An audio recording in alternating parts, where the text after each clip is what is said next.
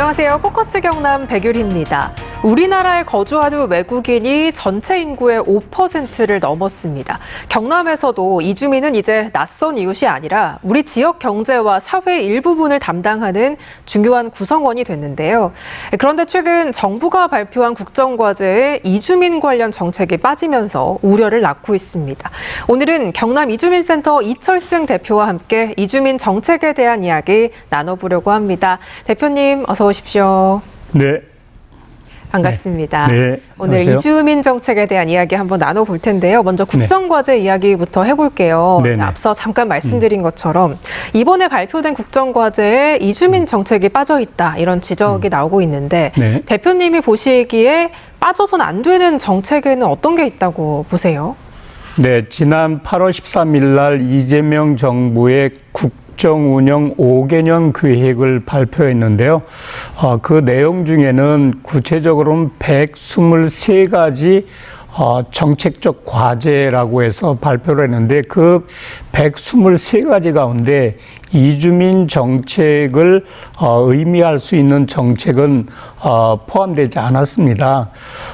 가장 중요한 것은 결국은 현재 한국 사회가 겪고 있는 지역일수록 인구 감소 문제가 매우 심각한데 이 문제에 대한 대안으로 우리 사회에서 최근 들어서 전문가 그룹에서는 상식적으로 많이 제안되는 것이 이민 정책입니다. 근데 이민 정책과 관련돼서는 의제에 제목으로 하나도 들어가 있지 않아서 상당히 우려스럽다 이렇게 생각해서 이 문제에 대한 문제 제기를 하고 있는 겁니다. 예, 정부가 이번 국정과제에 이주민 정책이 이제 제외된 이걸 두고 의견들이 좀 많습니다. 의도된 배제다, 단순 실수다라는 의견들이 좀 분분한데 대표님은 어떻게 보세요?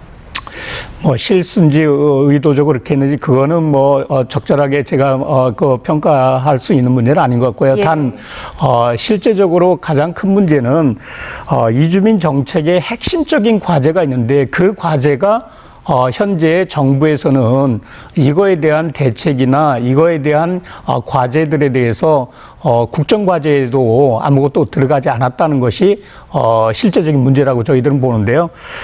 거버넌스 문제가 첫 번째 문제고요. 두 번째 문제는 이민 인력 정책의 문제고 세 번째는 사회 통합에 관련된 문제입니다. 거버넌스 문제라는 것은 현재 이주민 관련 정책은 여러 부처에 나눠져 있습니다.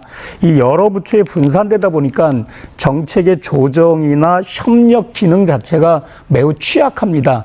또 중복적으로 지원돼서 사실은 행정적으로도 일정 부분 비효율적인 문제가 그간의 우리 사회에서 계속 문제적으로 제기를 했고요.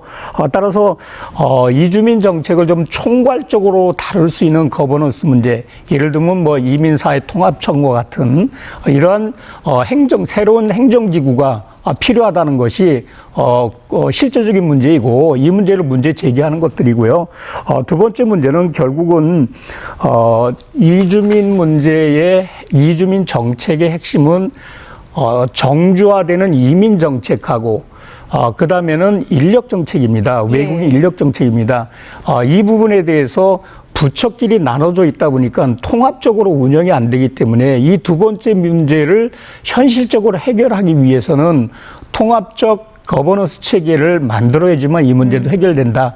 마지막으로는 국민들의 인식입니다. 또 이주민들이 정주화돼서 살아가고 있는 한국 사회의 현실을 본다고 한다면 이들과의 선주민들과 한국 시민들, 그들 간의 사회 통합 문제는 정책적으로 매우 기묘하고 매우 중요한데 이런 것을 감당할 수 있는 주무부처가 없다는 겁니다.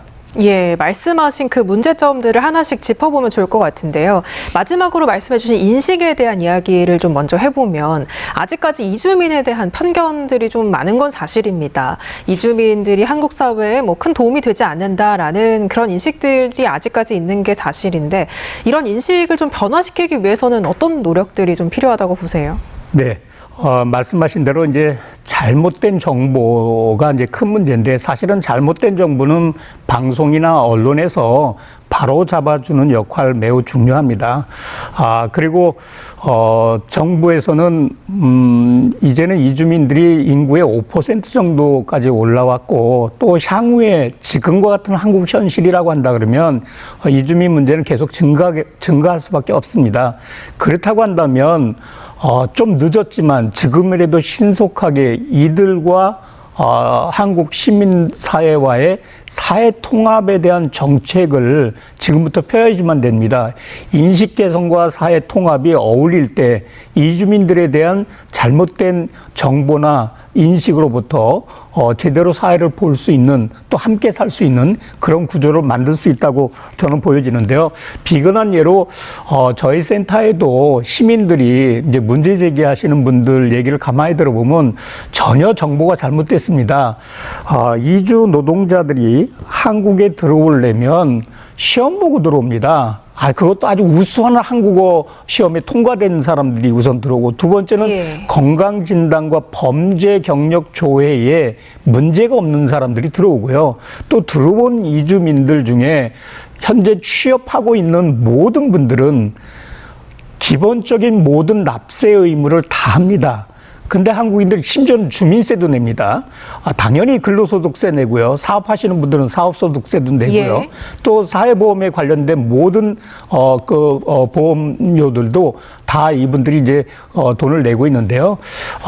사실 어떻게 보면 우리는 주민 등록을 등록할 때 우리 국민들은 돈 내지 않습니다. 근데 외국인들은, 이주민들은 외국인 등록할 때 등록비를 낼 뿐만 아니라 또 각종 수수료, 전자민원 수수료 모두가 다 내는데, 이게 2023년 통계만 보더라도 요 등록세 등등의 기타 조세에 해당되는 비조세에 해당되지만 준조세라고 말할 수 있는 이쪽에 한 3천억 정도가 1년에 징수를 했습니다. 근데 이 시민들이 이런 상황 얘기를 하면 소득세도 냅니까? 뭐 근로소득세도 냅니까? 좀 몰랐다고. 그런 식으로 얘기했는데, 사실 이게 정보가 모자라서 그러고요. 이주민이 많이 늘어나면 우리 세금을 그분들이 다 가져간다. 이거 잘못된 정보입니다. 오히려 이주민들이, 지역에는 인구가 많이 줄어드는데 이주민들이 증가하면 다른 방편으로 말하면 오히려 세금도 더 많이 거칠 수 있습니다. 그런 문제도 유럽사회 일반은 이것도 중요한 정책 중에 하나로 활용하고 있다는 걸 제가 말씀드리고 싶습니다. 예, 대표님께서 최근에 성명서를 통해서 이주민 타운홀 미팅이라는 걸 제안을 하셨더라고요. 단순한 이제 간담회가 아니라 장관급이 참석하는 그런 자리를 만들자라고 말씀을 하셨는데, 어떤 현안들이 이 자리에서 논의가 돼야 한다고 보세요? 네. 외국인 이주민 정책, 소위 외국인 정책 혹은 이제 이민 정책, 이렇게 사회적으로 말하고 있는데요. 이민 정책은 사회 통합하고 함께 가야지만 됩니다. 이게 기본 세트라고 이제 보여지는데요. 현재 이민 정책이라고 해서 우리 사회에서 공식화하지 않고 있습니다. 그러나 현실적으로 이루어지고 있습니다. 이런 측면에서 보면 우리 사회의 이제 저출산 문제를 보게 되면 전문가들의 추산에 의하면 2060년도가 되면 한 1,000만 명 정도가 감소됩니다. 불과 이제 30년만 지나도 1,000만 명 정도가 감소된 그 인구에 대해서 대안들을 세워야지만 됩니다. 이렇게 내다본다고 한다면 가장 먼저 인구가 감소하면서 실제적으로 피부에 느끼는 어려움은 어디가 당할 것인가? 제가 보기엔 수도권보다는 비수도권, 그 다음에 대도시에 비해서는 중소도시, 여기가 먼저 인구 감소에 의한 여러 가지 어려움들을 겪게 될 것입니다. 그런 측면에서 지금 그 타운홀 미팅을 통해서 특히 지역의 인구 감소, 대도시보다 소도시로 갈수록 심한 문제, 이미 우리 현실에서 농어촌 같은 경우는 빈집들이 많이 나오고 있습니다. 이런 현실 속에서 그런 인구 문제를 심각하게 겪고 있는 지방자치단체가 중심이 돼서 필요한 이민들을 선별하고 유입시키고, 또 실제적으로 그분들에게도 일정 정도 책임과 권한을 줄 수 있는 이민 정책, 그것을 지역 이민 정책이라고 말합니다. 지역 이민 정책을 제도적으로 보장할 수 있는 방식을 통해 갈 때 지역마다 지역에 필요한 이민자들이 다릅니다. 산업별로도 다릅니다. 예. 그래서 이런 것들이 현장에서 필요한 것들이 권한도 주고 책임도 줄 수 있는 그런 조직적인 제도적인 뒷받침 이런 것들이 필요한 것들을 이번 타운홀 미팅이 만들어지게 되면 그 문제들을 좀 제기할 생각입니다. 예. 자, 그리고 아까 이주민 정책을 통합해서 전담하는 부처가 없는 게 거버넌스적인 문제라고 말씀을 해주셨는데요. 지금은 고용노동부나 뭐 여성가족부, 법무부 이렇게 나눠서 이주민 정책들을 담당하고 있죠. 만약에 전담하는 통합 부처가 생긴다면 가장 먼저 담당해야 할 역할은 뭐라고 보세요? 무엇보다도 저는 산업별로, 그러니까 우리 경남 지역만 예를 들면 경남 지역에 필요한 우수한 이민자와 또 중부 지역인 충청에서 필요로 한 그 지역에 맞는 우수한 이민자들은 다를 수밖에 없습니다. 조선업이 충청도에는 없거든요. 예. 저희는 조선과 관련된 필요한 인력에 대한 수요들이 굉장히 높게 나타나기 때문에 결국은 새로운 컨트롤 타워가 만들어지게 된다고 한다면 지역별로 산업별로 우수한 이민을 선발하고 그 지역에 맞는 또 그 지역에 맞는 우수한 이민들을 양성하는 이러한 기능들을 새로 신설될 그런 행정기구에서 맡아야 될 거라고 보여지고요. 두 번째는 역시 마찬가지로 그 지역 주민들과의 사회통합에 관련된 단순히 이민자가 들어온다는 것은 기계가 들어오는 게 아니고 사람이 오기 때문에 예. 또 가정이 만들어지기 때문에 주거나 교육이나 의료 문제라든가 이런 것들이 종합적으로 같이 돼야 되는데 이것은 한 개의 지방정부로 되는 문제가 아닙니다. 그런 측면에서 중앙정부와 지방정부가 이민이라고 하는 이민 정책이라고 하는 측면에서는 공동의 소통과 또 일정 정도의 책임과 권한을 주는 그런 기능들이 필요하다고 보고요. 무엇보다도 이주민에 대한 행정지원 서비스가 강화되어야 됩니다. 지금은 주로 유임하는 거에만 우선적인 정책을 썼지 이분들을 체류 지원하는 행정 서비스는 어느 부처도 매우 미진합니다. 예. 이 부분들이 굉장히 중요한 기능이라고 보여지고 마지막으로는 결국은 이민자들이 늘어나게 되면 이민자들의 어떤 그 범죄 문제라든가 혹은 사회 안전 문제에 관련된 기능들 이런 거 역시 뒤따라야 할 그런 문제라고 생각됩니다. 예, 최근에 좋은 사례로 황학장 박사님이 또 화제가 됐더라고요. 이주 노동자로 이제 입국을 하셔서 일과 학업을 병행하면서 석박사 학위까지 따신 분인데 이 사례가 우리 사회에 주는 메시지는 뭐라고 보세요? 그 두뇌 유출 지수라는 게 있습니다. 예.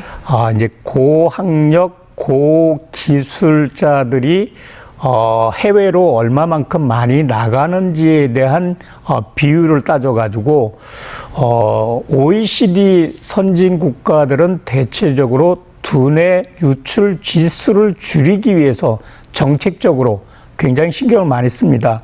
또 OECD 국가들의 외국인 정책의 중심 가운데 하나가 좀 소위 말해서 전문 인력, 우수 인력, 특히 이공계 같은 경우 이런 것을 외국에 있는 분들을 자국으로 유입시키도록 하는 그런 선발 정책들을 앞다퉈서 경쟁적으로 하는데요. 두뇌 유출 지수를 보게 되면 한국은 OECD에서 최하위입니다. 하위격에 속합니다. 예. 제가 정확하게 순위를 딱 하위라고 말하지 못하지만 예. 이것은 뭔 말이냐면 한국에서 특히 이공계통의 일본과 미국으로 가서 그쪽에서 박사학위를 받은 한국인들은 한국으로 다시 돌아오는 것보다는 그 현지에서 취업을 해서 거기에 남습니다. 반면에 비아시아권에 있는 소위 영어권에 있는 분들이 고학력자들이라든가 고기술자들이 한국으로 유입되는 것은 나가는 거에 비해서 굉장히 유입된 인원이 적습니다. 따라서 우리는 두뇌 유출 지수가 굉장히 높은 나라인데요. 실제적으로 한국은 이제는 우수 인력들, 전문 인력들을 해외에서 유입하는 기본 지금까지 해왔던 정책들을 발상을 좀 바꿔야 됩니다. 영어권 혹은 비아시아권에 있는 이런 분들은 한국으로 잘 들어오지 않습니다.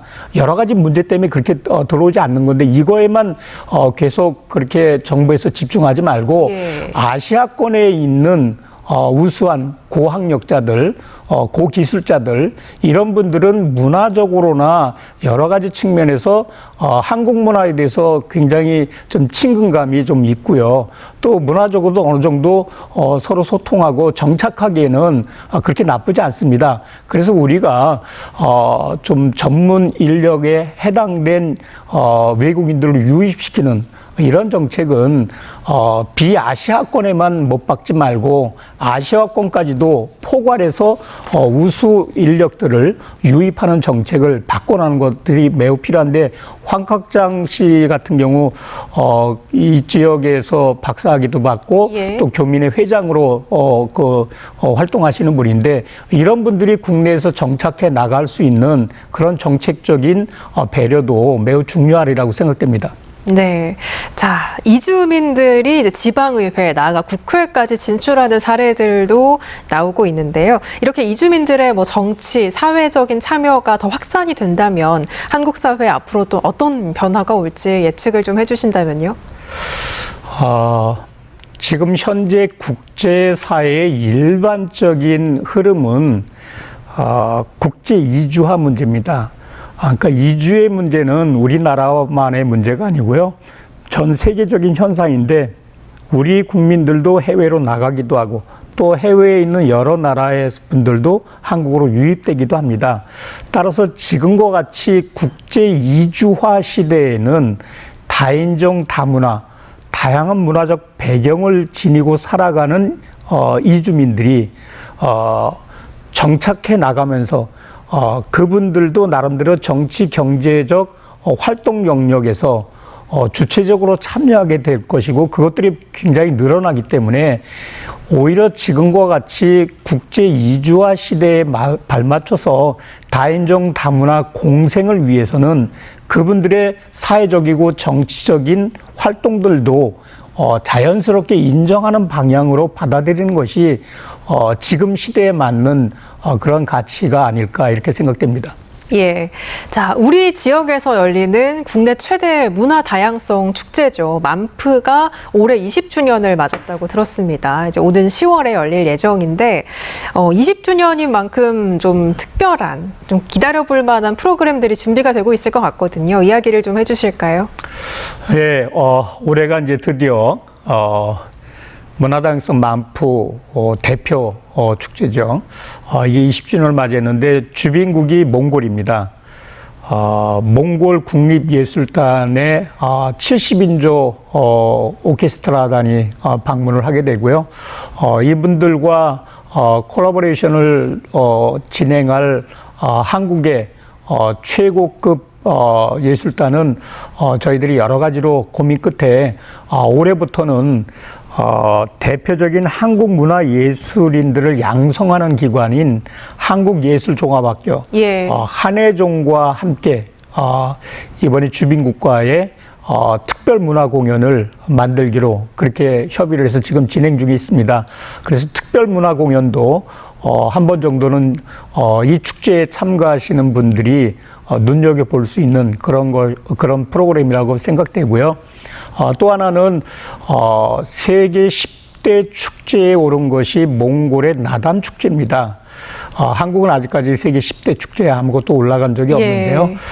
이 나담 축제에서 가장 인기 있는 프로그램이 씨름입니다. 몽골은. 그래서 이번에 이제 몽골 씨름 대회에서 우승했던 그런 분들도 참여하는 몽골 씨름 대회에 이벤트 행사로 우리 지역도 역시 씨름의 고장입니다. 예. 그래서 한국의 그 씨름을 몽골의 전통 씨름과 함께 새로운 그 경기를 좀 만들어 가지고 한국은 민속 씨름이고 또 몽골은 몽골 나담을 대표하는 씨름이고 예. 그래서 양국 간에 이런 이벤트적인 씨름 경기를 저희들이 지금 준비하고 있어서 참여하시는 분들에게는 새로운 볼거리가 되지 않을까 이렇게 기대하고 있습니다. 예, 굉장히 기대가 되는 프로그램입니다. 네. 자, 만프의 명예 홍보대사로 또 굉장히 유명한 분들도 많이 참여를 해오신 걸로 알고 있는데 이번에 어떤 분들이 또 홍보대사를 맡았는지도 궁금한데요. 네, 이번에 홍보대사는 20주년을 맞이해서 특별히 이주민들 가운데 우리 사회에서 각 분야에서 두각을 나타내고 또 우리 국민들에게도 많이 알려져 있는 또 이주민들에게는 장차 롤 모델이 될 수 있는 분들을 홍보대사로 좀 한번 섭외를 하자. 그래서 저희들이 두 분을 섭외를 했는데요. 한 분은 우리 마산 출신, 창원 출신인데요. 초등학교 때 중도 입국자로 한국에 이주해 오셨다가 중학교, 고등학교, 대학까지 농구에 대한 재능이 있어서 농구를 해서 지금은 프로농구 삼성에 입단을 해서 활동하고 있으면서 국가대표까지 맡게 된 이근휘 프로농구 선수. 예. 이분을 저희들이 이제 올해 명예 홍보대사로 저희들이 위촉을 했고요. 두 번째는 세계 프로 당구대회에서 우승했던 경력이 있으면서 한국 프로 당구대회 상금 랭킹 우수한 2위를 다투고 있는 이런 스롱 피압이라고 하는 프로 당구 선수가 있습니다. 예, 이분은 지금 캄보디아에서는 한국보다는 훨씬 더 인기가 높아가지고 외모도 굉장히 출출하셔가지고 캄보디아에서는 캄보디아 김연아다 이렇게 알려질 정도로 매우 인기가 높습니다. 그래서 이 두 분이 이주민이지만 한국에서 나름대로 최선을 다해서 성실하게 노력하면 성공할 수 있는 모델이 된다는 것을 이주민 사회에도 알려줄 수 있고 또 한국인들에게도 이주민 중에는 이런 재능을 가진 분 또 스포츠나 예술 분야에도 더 많이 있겠지만 각 분야에서도 이주민들이 우리 공동체 구성원이 됐을 때는 또 이렇게 훌륭한 역할을 하시는 분도 있다는 이런 것들을 보여줌으로 인해서 자연스럽게 이주민 사회와 한국 사회가 서로 격없이 소통하고 또 통합할 수 있는 그런 기회를 삼고자 이분들을 명예홍보대사로 저희들이 위촉했습니다. 네, 오는 10월에 있을 만프 네. 많이 기대를 해보겠습니다. 자, 오늘 포커스 경남에서 이주민 정책에 대한 다양한 이야기 나눠주셨는데요. 네. 마지막으로 시청자분들께 이주민과 관련해서 꼭 당부하고 싶은 말씀이 있으시면 마지막 한 말씀 들어보겠습니다. 네. 지난해에 경북 의성에서 출발했던 산불이 있었고 그것이 인근에 퍼지면서 영덕군 같은 경우는 피해를 굉장히 당했는데요. 어촌마을에 그 마을 주민들 43명이 한 분도 희생되지 않고 모두가 다 구출됐던 사건을 너무 잘 아실 텐데요. 그 배경 속에는 그 마을에 인도네시아 출신 젊은 어부 세 분이 있었습니다. 이분이 산불이 났을 때 그 어르신들을 거동이 불편한 어르신들을 방파제로 다 이렇게 안내를 해가지고 손수 없고 이렇게 안전하게 대피해가지고 피해가 없도록 이렇게 한 적이 있습니다. 이주민들은 우리 사회에서 공동체 구성원으로 살아가시면서 사실은 우리들이 생각하지 못했던 그런 역할들도 곳곳에서 하고 있습니다. 저는 우리 사회가 외국인조차도 살기 좋은 사회, 그러니까 외국인도 살기 좋은 사회를 만들면 내국인은 당연히 살기 좋습니다. 따라서 우리 사회의 표상을 외국인조차 살기 좋은 한국 사회를 만들어서 글로벌 경쟁력을 강화시킬 뿐만 아니라 소위 21세기의 한국의 문화 강국을 이야기한다고 한다면 문화 속에 배어 있는 그 시민들 공동체 구성원들의 성숙한 의식과 문화들 이런 것 가치들 이런 것들 매우 중요한데 그런 측면에서 외국인조차도 살기 좋은 환경을 만드는 한국 사회가 문화 강국 사회가 아닐까 이런 생각을 해봅니다. 네, 오늘 말씀 여기까지 듣겠습니다. 말씀 잘 들었습니다. 네. 네, 지금까지 경남 이주민센터 이철승 대표와 이야기 나눠봤습니다.